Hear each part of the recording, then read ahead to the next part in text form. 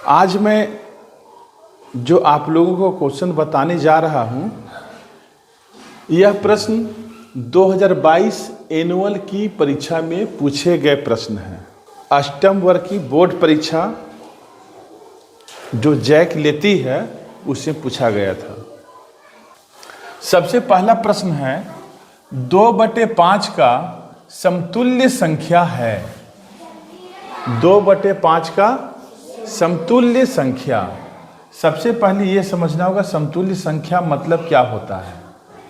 समतुल्य संख्या का मतलब हो रहा है कि ये जो ऑप्शन दिया हुआ है इसमें से किसका वैल्यू इसके बराबर है, 2/5 के बराबर है। ठीक है, तो यहां पर आप लोग देखिए 4/10। यदि हम 4/10 को यहां पर हम रफ करते हैं, 2 से काटेंगे, 2 दूना 4, 2 पचे, इसका वैल्यू कितना आ रहा है, 2/5 आ रहा है। तो हम लोग कहेंगे 2/5 का समतुल्य संख्या कौन है, 4/10 है। ठीक, इसलिए यह इस प्रश्न का आंसर हुआ। इसके अलावे पहला जो ऑप्शन है 1/3, यह इसके इक्विवेलेंट नहीं है।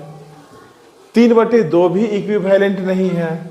5/7 भी इसके इक्विवेलेंट नहीं है।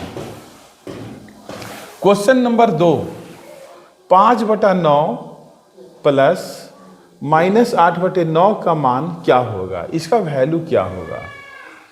इसको कैसे बनाओगे आप लोग, भिन्न का जोड़ आप लोग जानते हो, तो वहां पर क्या है 5/9 और ये प्लस है और ये क्या है माइनस, तो प्लस माइनस में गुना होगा तो क्या होगा प्लस माइनस माइनस। उसके बाद है 8/9। इसके बाद हम लोग क्या करेंगे, ये जो हर में है इसका हम लोग एलसीएम लेते हैं, 9 आ गया एलसीएम। इसके बाद इससे इसको डिवाइड करेंगे तो एक बार में कटेगा और 1 को 5 से गुना करेंगे तो 5। माइनस का चिन्ह है तो आपको यहाँ माइनस का चिन्ह देना है। अब 9 से 9 को भाग देंगे तो एक बार में कटेगा, 1 को 8 से गुना करेंगे तो 8। 5 का चिन्ह क्या चीज में है, प्लस में, और 8 का चिन्ह माइनस में, तो प्लस माइनस क्या होगा माइनस। इसका मतलब है हम लोगों को घटाना है। जब घटाना हो तो बड़ा संख्या में से छोटा संख्या घटाते हैं, और 8 से 5 घटाएंगे तो कितना आएगा 3/9। लेकिन दोनों में बड़ा 8 है और इसका चिन्ह माइनस है, इसलिए चिन्ह माइनस होगा। क्या -3/9 यहां पर आंसर है, नहीं है। इसे हम लोग काट के देखते हैं, 3 एकम 3, 3 तिया कितना आ गया -1/3। ऑप्शन ए है इस प्रश्न का सही आंसर, ये हो गया। ठीक है, अब हम लोग आते हैं क्वेश्चन नंबर 3 में। 3/-5 गुना -5/3 का मान क्या होगा, इसका वैल्यू क्या होगा। ठीक है, तो आप लोग 3 एकम 3 और 3 एकम 3 इसको काट सकते हो। ये -5 और -5 कट जाएगा तो कुछ बचेगा, केवल क्या बचेगा 1। तो इसका मान क्या होगा, ऑप्शन बी 1 आंसर होगा। ठीक है, कोई दिक्कत। इसके बाद हम लोग आते हैं क्वेश्चन नंबर 4 में। -5/9 का योज्य प्रतिलोम है। यदि किसी भी संख्या का योज्य प्रतिलोम आप लोगों को निकालना हो, ध्यान से सुन लें, यदि किसी भी संख्या का योज्य प्रतिलोम आप लोगों को निकालना हो तो केवल करना क्या है, यदि 5 का योज्य प्रतिलोम पूछा जाता है तो उसका आंसर होगा -5, और -5 का योज्य प्रतिलोम क्या होगा 5। यदि संख्या या भिन्न प्लस में हो या माइनस में हो तो हम लोग क्या करेंगे, उसका चिन्ह को उल्टा कर देंगे। ठीक है, उसका चिन्ह को उल्टा कर देंगे। यदि प्लस में रहेगा तो माइनस में कर देंगे, और माइनस में रहेगा तो प्लस में कर देंगे। और इस प्रकार आंसर क्या हो जाएगा, -5/9 का योज्य प्रतिलोम। यहाँ माइनस है तो इसको प्लस कर देंगे 5/9। ठीक, ये हो गया। क्वेश्चन नंबर 5, 3/8 का गुणात्मक प्रतिलोम है। 3/8 का गुणात्मक प्रतिलोम क्या है? यदि आप लोगों को किसी भी संख्या का गुणात्मक प्रतिलोम निकालना हो तो आप लोग क्या करेंगे? जैसे आपको 3 का गुणात्मक प्रतिलोम निकालना है, ठीक है, 3 का गुणात्मक प्रतिलोम निकालना है, तो करना क्या होगा, 1/3 लिखना होगा। 3 का गुणात्मक प्रतिलोम निकालना है तो क्या करना होगा, 1/3 लिखना होगा। यदि -3 का गुणात्मक प्रतिलोम लिखना है तब क्या लिखना होगा, -1/3। ठीक है। यदि 2/5 का गुणात्मक प्रतिलोम लिखना है तब क्या लिखना होगा, 2/5 का गुणात्मक प्रतिलोम लिखना है तो क्या करना होगा, 1/2/5। कहने का मतलब ये हुआ कि जिस भी संख्या का गुणात्मक प्रतिलोम लिखना है उसके लिए हमको लिखना होगा 1/, वो संख्या। क्लियर है? अब जब हम लोग लिखते हैं 1/, ये तो इसका वैल्यू क्या आएगा, सो बतलाओ। जैसे 1 है, बटा में क्या है, 2/5, तो 1 को हम लोग 2/5 से क्या कर रहे हैं, भाग दे रहे हैं। इसको हम लोग कैसे लिख सकते हैं, 1/2/5 ऐसे लिखेंगे ना, 1। और जब भाग से गुना होगा तो जो नीचे है संख्या, जो हर है, वो अंश बन जाएगा, 5 हो जाएगा, और 2 नीचे आ जाएगा, 5/2। तो 2/5 का गुणात्मक प्रतिलोम क्या हो गया, 5/2। यहां पर प्रश्न ये है, 3/8 का गुणात्मक प्रतिलोम है तो इसका उल्टा 8/3। चलो, ये 1 to 5 क्वेश्चन फिनिश हो गया। अब हम लोग आते हैं क्वेश्चन नंबर 6 में। 4.5 का वर्ग होगा। यदि किसी भी संख्या का वर्ग आप लोगों को निकालना है तो करना क्या होगा, जैसे 2 का वर्ग निकालना है, 2 का वर्ग निकालना है तो वर्ग का मतलब हो गया 2 का वर्ग। इसका मतलब हुआ 2 का पावर 2 करना है, और 2 का पावर 2 का मतलब हो गया क्या, 2 गुना और 2 दूना 4। तो वर्ग का मतलब होता है उसका पावर 2 कर देना है। ठीक है। क्वेश्चन नंबर 6 में था 4.5 का वर्ग निकालना था, तो 4.5 का वर्ग हम लोग कैसे करेंगे, इसका पावर 2 करेंगे। ठीक है, इसका पावर 2 करेंगे। जब 4.5 का स्क्वायर करेंगे तो इसको हम लोग कैसे लिखेंगे, 4.5 गुना 4.5। ठीक है। इसके बाद गुना करना है, दशमलव में है।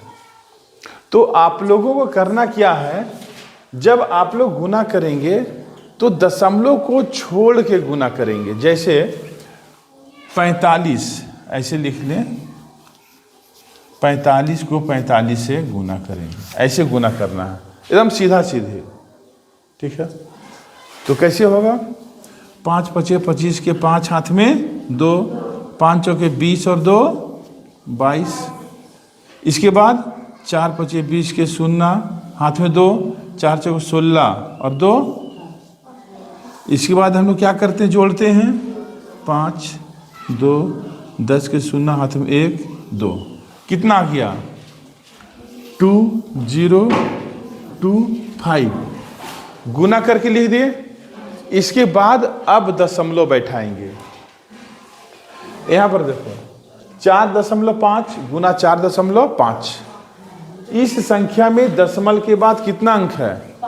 एक अंक है, एक अंक है। और इसमें भी दशमलव के बाद कितना अंक है? एक अंक है।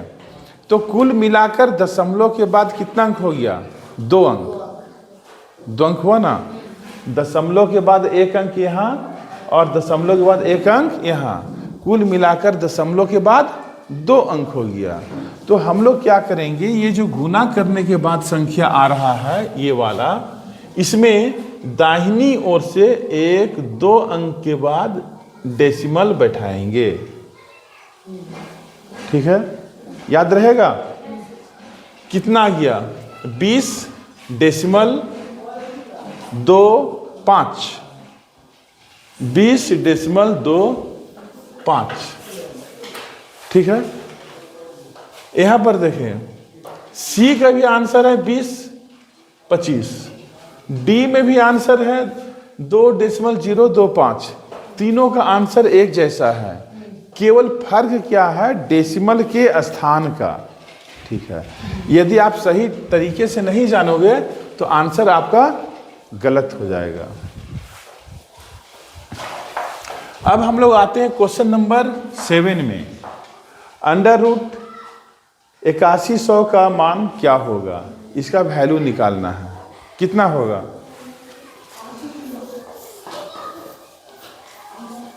इक्यासी सौ है। इसकी जगह पर हम लोग लिख सकते हैं 90 गुना 90, लिख सकते हैं। यहां ध्यान देना है, अंडर रूट 8100 का स्क्वायर रूट निकालना है, वर्गमूल निकालना है। तो इसे हम लोग इस तरीका से लिख सकते हैं, क्योंकि गुना करेंगे तो 9 9 81 और 2 0 है, कोई दिक्कत नहीं है। अब इसे मैं लिख सकता हूं, यह 90 गुना 90, 2 को है ना, तो 90 का स्क्वायर। ठीक है, और जब स्क्वायर हटेगा तो ये वर्गमूल का चिन्ह भी हटेगा, तो केवल क्या बचेगा? 90। क्या बचेगा? 90। तो यहां पर ऑप्शन में देखना है कि 90 है, 90 है, सी। तो इस प्रश्न का सही आंसर हो गया ऑप्शन सी। ठीक है, इनमें से कौन सी पूर्ण घन है? पूर्ण घन है। कैसे समझोगे कि जो दिया गया संख्या है सो पूर्ण घन है? ये कैसे समझोगे? इसको ध्यान से समझो थोड़ा। जैसे 8 है, 8 है ना, 8 को हम लोग लिख सकते हैं 2 गुना 2 गुना 2। 8 को लिख सकते हैं 2 गुना 2 गुना 2, 2 दूना 4, 4 दूना 8। यदि हम लोग किसी भी संख्या को इस तरीका से लिखें, 3 संख्या के गुना के रूप में लिखें, जैसे यहाँ पर मैंने लिखा है, तो हम लोग ये कहेंगे कि 8 है सो पूर्ण घन है। 8 क्या है? पूर्ण घन है। जैसे 27 को हम लोग लिख सकते हैं 3 गुना 3 गुना 3, 3 तिया 9, 9 तिया 27। तो 27 भी पूर्ण घन है। तो यहाँ पर इसमें से चुनना है कि कौन सा संख्या पूर्ण घन है। किस संख्या को हम लोग इस तरीके से लिख सकते हैं, मतलब 3 बराबर संख्याओं के गुणनफल के रूप में लिख सकते हैं। तो हम लोग लिख सकते हैं इसको 1000 को कैसे लिख सकते हैं? 1000 बराबर हम लोग लिख सकते हैं 10 गुना 10 गुना 10, लिख सकते हैं ना। 10 दहे के 100, 100 दहे के 1000। तो इस प्रकार हम 1000 को क्या कहेंगे? पूर्ण घन कहेंगे। उस संख्या के अलावा इसे हम लोग नहीं लिख सकते हैं, 100 को भी नहीं लिख सकते हैं। 100 को लिखना भी चाहेंगे तो ऐसा हो सकता है, 10 गुना 10, 10 × 100, तो 2 ही संख्या का गुणनफल हुआ। लेकिन हम लोगों को 3 संख्याओं का गुणनफल बनाना है, वो भी तीनों संख्या इक्वल रहना चाहिए, सेम रहना चाहिए। ठीक है, समझ में आया? अब हम लोग क्वेश्चन नंबर 9 पर आते हैं। 125 का घनमूल क्या होगा? 125 का घनमूल सबसे पहले आप लोगों को लिखने के लिए सीखना होगा। 125 का घनमूल जब लिखना होता है, ध्यान दो, जब लिखना होता है किसी भी संख्या का वर्गमूल निकालने के लिए, तो हम लोग केवल इस चिन्ह का प्रयोग करते हैं। ठीक है, लेकिन जब किसी भी संख्या का घनमूल निकालना हो तब ये रूट का चिन्ह तो रहेगा ही, इसके साथ में यहाँ पर 3 भी लिखा हुआ रहेगा। ठीक है, कोई दिक्कत नहीं। अब 125 का घनमूल निकालना है, कैसे निकालेंगे? इसको हम लोग लिख सकते हैं 125 के जगह पर 5 गुना 5 गुना 5। ठीक है, यहां पर 5 कितने टाइम्स आया है? 1 2 3। इसके जगह पर हम लोग लिख सकते हैं 5 का पावर 3। अब हम लोग इस रूट का चिन्ह और 3 को हटा रहे हैं। कैसे हटाएंगे? तो ये रूट का चिन्ह और ये 3 जब हटेगा तब इसके बदले 5 का पावर 3 का पावर 1/3 हो जाएगा।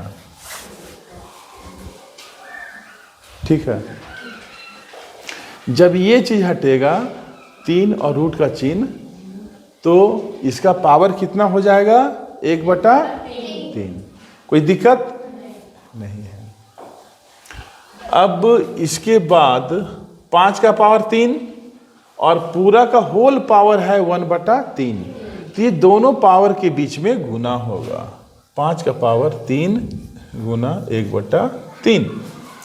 ये हम लोग कैसे करते हैं? एक फॉर्मूला है बीजगणित का, x का पावर m का पावर n बराबर होता है x का पावर m n। ठीक है, यह एक फॉर्मूला है। x का power m bracket whole power कितना है? n। तो इसे हम लोग लिखते हैं x का पावर, ये जो दोनों पावर है ये दोनों पावर का गुना हो जाता है और लिखते हैं mn। ठीक है, इसी फॉर्मूला के अनुसार 5 का पावर 3 और होल पावर 1/3 है, तो दोनों पावर के बीच में क्या होगा? गुना। और मैं लिखा 3 गुना 1/3। कोई दिक्कत नहीं है। अब ये 3 और ये 3 कट जाएगा, क्या बचेगा? 5 का पावर 1 कटेगा तो 1 ही ना बचेगा। और किसी भी संख्या का पावर 1 है, इसका मतलब क्या हो गया? इसका वैल्यू 5 रहेगा। तो इस प्रकार 125 का घनमूल कितना हो गया? 5। अब हम लोग आते हैं क्वेश्चन नंबर 10 में। 1024 इनमें से किसके बराबर है? इस क्वेश्चन में ध्यान दें, जो भी आंसर दिया हुआ है सब में बेस 2 है। इधर ध्यान दो, जैसे 2 का पावर 10 है ना, तो इसे हम लोग पढ़ते हैं, यहाँ पर बेस 2 है और पावर 10 है। यहाँ भी बेस 2 है, पावर 9 है। यहाँ भी बेस 2 है, पावर 8 है। यहाँ भी बेस 2 है, पावर 34 है। तो कैसे बनाएंगे? 1024 इसे भाग देना है 2 से। कैसे देंगे? 2 × 5 = 10, 2 × 2, 2 दूना 4, 2 से 2 दूना 4, 2 × 5 = 10, 2 × 6 = 12, 2 × 2, 2 दूना 4, 2 × 8 = 16, 2 × 6 = 12, 2 × 4 = 8, 2 से 32 दूना 64, 2 से 16 दूना 32, 2 से 8 दूना 16, 2 से 4 दूना 8, 2 से 2 दूना 4, फिर 2 से 2 एकम 2। इतना बार में भाग लगा। ठीक है, हम लोग 1024 के जगह पर क्या लिख सकते हैं? 1024 के जगह पर लिख सकते हैं 1 2 3 4 5 6 7 8 9 10। क्या लिख सकते हैं? 2 गुना 2 गुना 2 गुना 2 गुना 2 गुना 2, 1 2 3 4 5 6 7 8 9 10।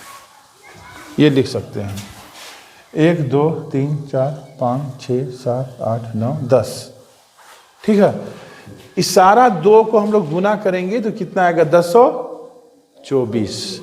और इसे हम लोग कैसे लिख सकते हैं? क्योंकि 2 का जो गुना है 10 बार आया है, इसलिए इसको हम लिखेंगे 2 का पावर 10। इस प्रकार इस प्रश्न का सही आंसर होगा 2 का पावर 10। तो इस तरीके से भाग दे करके आंसर निकालना होगा।